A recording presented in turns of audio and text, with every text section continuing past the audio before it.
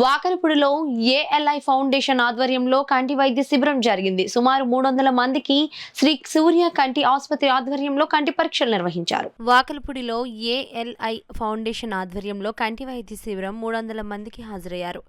ALI foundation స్వచ్ఛంద సేవా సంస్థ మరియు శ్రీ సూర్య కంటి ఆసుపత్రి ఆధ్వర్యంలో వాకలపూడి మత్స్యకారుల సామాజిక భవనంలో ఉచిత కంటి వైద్య శిబిరాన్ని సంస్థ సీఈఓ ఏటి రాంప్రకాష్ ఆధ్వర్యంలో నిర్వహించడం జరిగింది.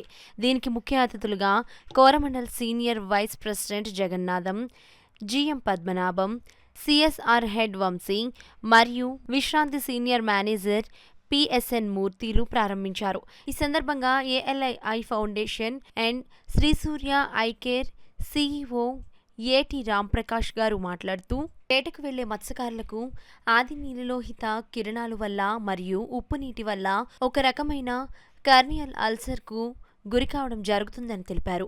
ఈ ఉచిత కంటి వైద్య శిబిరం వల్ల కర్నియల్ అల్సర్ ముందుగా గుర్తించి మరియు ట్రీట్మెంట్ అందించడం ద్వారా సముద్రంలో వేటకు వెళ్లే మత్స్యకారులకు ఫిషర్ మ్యాన్ కెరటోపతి అనే కంటి జబ్బు రాకుండా నిర్వహించుకోవచ్చు అని తెలియజేశారు. అనంతరం ముఖ్య అతిథిగా విచ్చేసిన Coromandel senior vice president Jagannatham మాట్లాడుతూ, ఉచిత కంటి వైద్య శిబిరాన్ని నిర్వహిస్తూ అంధత్వ నివారణకి కృషి చేస్తున్న శ్రీ సూర్య కంటి ఏఎల్ఐ ఫౌండేషన్ మరియు శ్రీ సూర్య కంటి ఆసుపత్రి సేవలు అభినందనీయమని కొనియాడారు.